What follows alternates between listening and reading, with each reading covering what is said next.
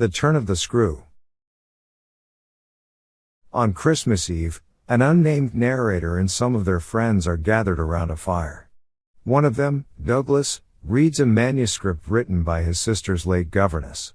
The manuscript tells the story of how the young governess is hired by a man who has become responsible for his young nephew and niece after the deaths of their parents.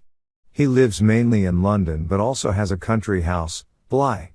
The boy, Miles, is attending a boarding school, while his younger sister, Flora, is living in a country house in Essex, where she is cared for by Mrs. Gross, the housekeeper. Flora's uncle, the governess's new employer, is uninterested in raising the children and gives her full charge, explicitly stating that she is not to bother him with communications of any sort. The governess travels to Bly and begins her duties. Miles returns from school for the summer just after a letter arrives from the headmaster stating that he has been expelled. Miles never speaks of the matter, and the governess is hesitant to raise the issue. She fears there is some horrible secret behind the expulsion but is too charmed by the boy to want to press the issue. Soon after, around the grounds of the estate, the governess begins to see the figures of a man and woman whom she does not recognize.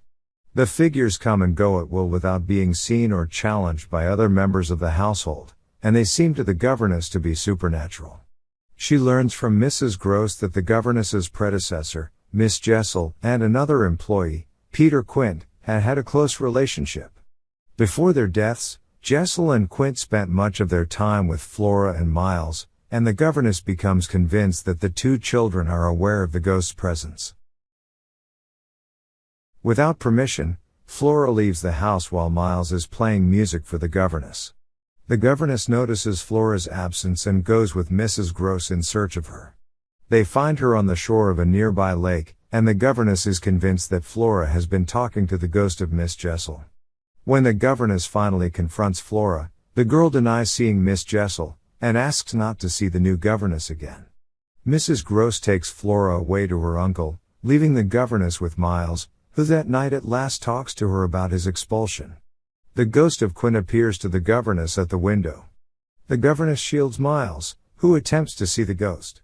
The governess tells Miles he is no longer controlled by the ghost, and then finds that Miles has died in her arms.